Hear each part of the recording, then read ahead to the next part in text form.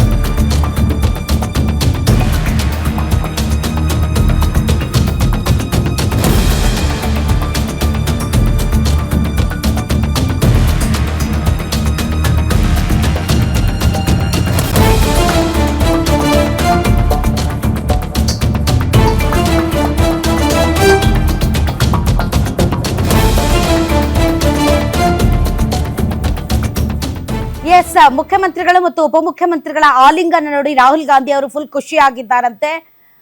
Definitely ಈ ರೀತಿಯಾದಂತಹ ಒಂದು ಬೀಳ್ಕೊಡುಗೆ ಅವ್ರಿಗೆ ಬೇಕಾಗಿತ್ತು. ಅದರ್ವೈಸ್ ಮುಖ ಮೂತಿ ತಿರುಗಿಸ್ಕೊಂಡು ಬಾಯಿಗೆ ಬಂದಂಗೆ ಮಾತಾಡ್ಕೊಂಡು ಈ ಒಂದು ಬದಲಾವಣೆಯನ್ನ ತುಂಬಾ ದೊಡ್ಡ ಬೆಟ್ಟದಂತೆ ಮಾಡಿ ಎಲ್ಲರೂ ಕಡೆ ಇದೇನಪ್ಪ ಕಾಂಗ್ರೆಸ್ ಸರ್ಕಾರ ಅಂತ ಅನ್ಸ್ಕೊಂಡು ಈ ಬೆಳವಣಿಗೆ ನಡೆಯೋದಕ್ಕಿಂತ ಇಬ್ಬರು ಹಿರಿಯ ನಾಯಕರು ಪರಸ್ಪರ ಸಹಾನುಮತದೊಂದಿಗೆ ಒಂದು ಒಳ್ಳೆಯ ರೀತಿಯಲ್ಲಿ ಒಂದು ಬದಲಾವಣೆ ಆದರೆ ಅದು ಕಾಂಗ್ರೆಸ್ ಪಾರ್ಟಿಗೂ ಒಳ್ಳೆಯದು, ಈ ಕಡೆ ಸಿದ್ದರಾಮಯ್ಯನವ್ರಿಗೂ ಒಳ್ಳೆಯದು, ಡಿ ಕೆ ಶಿವಕುಮಾರ್ ಅವ್ರಿಗೂ ಒಳ್ಳೆಯದು.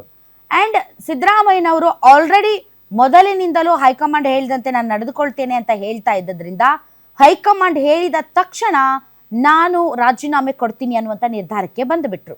ಆದರೆ ಇದು ಇಷ್ಟು ಈಸಿಯಾಗಿ, ಇಷ್ಟು ಸಲೀಸಾಗಿ, ಇಷ್ಟು ಸುಲಲಿತವಾಗಿ ಯಾವುದೇ ರೀತಿಯಾದಂಥ ತೊಂದರೆ ಆಗದ ರೀತಿಯಲ್ಲೇ ಎಲ್ಲರಿಗೂ ಬೇಜಾರಾಗದ ರೀತಿಯಲ್ಲಿ ನಡೆಯುತ್ತೆ ಅಂತ ಯಾರು ಅಂದುಕೊಂಡಿರಲಿಲ್ಲ.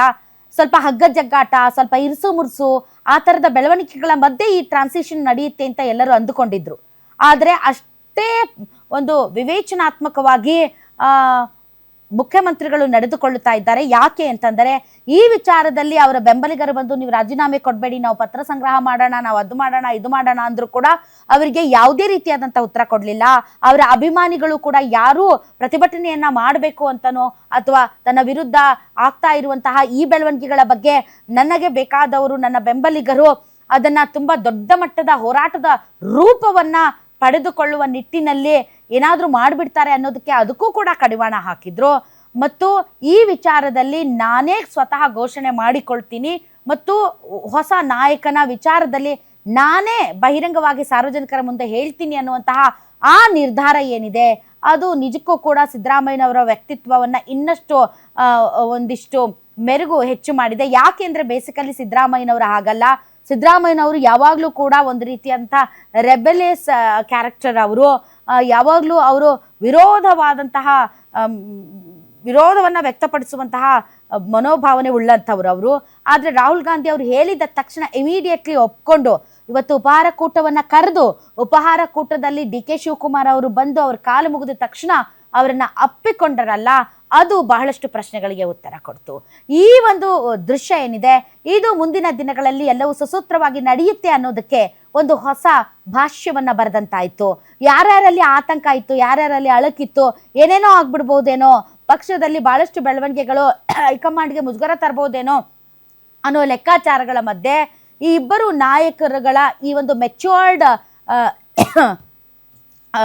ಏನು ಆಟಿಟ್ಯೂಡ್ ಇದೆ ಅದು ಡೆಫಿನೆಟ್ಲಿ ತುಂಬ ಒಂದು ಒಳ್ಳೆಯ ಸಂದೇಶವನ್ನು ಹೈಕಮಾಂಡ್ಗೆ ಕೊಟ್ಟಿದೆ. ಆಯಿತು, ನಮಗೆ ಯಾವುದೇ ತಲೆನೋವಿಲ್ಲ, ಇದು ಇಷ್ಟು ಈಸಿಯಾಗಿ ನಡೆಯುತ್ತೆ ಅಂತ ನಾವು ಅಂದ್ಕೊಂಡಿರಲಿಲ್ಲ ಅಂತ. ಸೊ ಈ ಒಂದು ಬದಲಾವಣೆಯಲ್ಲಿ ಮುಖ್ಯಮಂತ್ರಿಗಳು ಮತ್ತು ಉಪಮುಖ್ಯಮಂತ್ರಿಗಳು ನಡೆದುಕೊಂಡಂತಹ ರೀತಿ ಇದೆಯಲ್ಲ ಅದನ್ನು ನಿಜಕ್ಕೂ ಅಪ್ರಿಷಿಯೇಟ್ ಮಾಡಬೇಕು.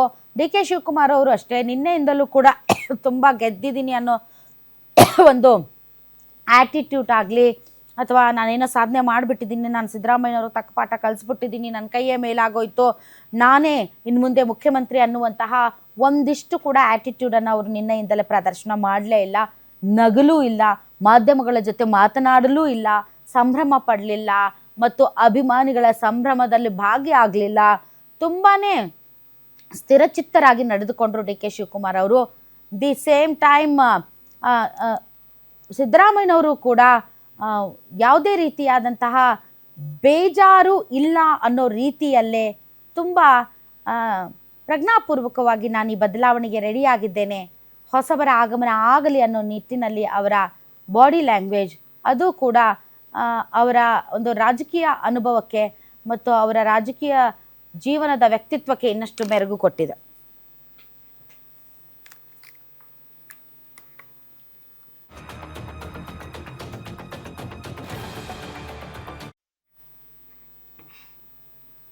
ಎಸ್, ನೋಡಿದ್ರಲ್ಲ ವೀಕ್ಷಕರೇ, ಇನ್ನೇನು ಕೆಲವೇ ಕ್ಷಣಗಳಲ್ಲಿ ಸುದ್ದಿಗೋಷ್ಠಿ ಆರಂಭ ಆಗುತ್ತೆ.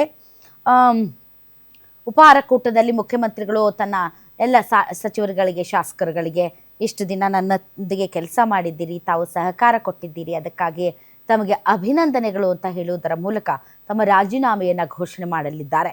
ಈಗ ಒಂದು ಬ್ರೇಕ್ ತಗೊಳ್ತೀವಿ. ಬ್ರೇಕ್ನ ನಂತರ ಇವತ್ತು ಸಿಕ್ಕಾಪಟ್ಟೆ ಡೆವಲಪ್ಮೆಂಟ್ಸ್ ಇದೆ ವೀಕ್ಷಕರೇ. ಇವತ್ತು ಸಿದ್ದರಾಮಯ್ಯನವರು ರಾಜೀನಾಮೆ ಘೋಷಣೆ ಮಾಡೋದು, ಗವರ್ನರ್ ಬಳಿ ಹೋಗೋದು, ಅದಾದ ಮೇಲೆ ಕಾಂಗ್ರೆಸ್ನಲ್ಲಿ CLP ಮೀಟಿಂಗ್ ನಡೆಯೋದು, ಹೊಸ ನಾಯಕನ ಆಯ್ಕೆ ಆಗೋದು, ಮುಂದೆ ಡಿ ಕೆ ಶಿವಕುಮಾರ್ ಅವರ ಪ್ರಮಾಣ ವಚನ ಕಾರ್ಯಕ್ರಮ, ಹೀಗೆ ರಾಜ್ಯ ರಾಜಕಾರಣದಲ್ಲಿ ಸಿಕ್ಕಾಪಟ್ಟೆ ಬೆಳವಣಿಗೆಗಳು ಇವತ್ತು ನಡೀತಾ ಇರೋದ್ರಿಂದ ಮಿಸ್ ಮಾಡ್ಕೊಳ್ಳದೆ ಕ್ಷಣ ಕ್ಷಣದ ಅಪ್ಡೇಟ್ ಅನ್ನ ನೋಡ್ತಾ ಇರಿ. ನಿಮ್ಮ ಗ್ಯಾರಂಟಿ ನ್ಯೂಸ್ ಆ ಅಪ್ಡೇಟ್ ಅನ್ನ ನಿಮ್ಮ ಮುಂದೆ ಇಡುತ್ತೆ.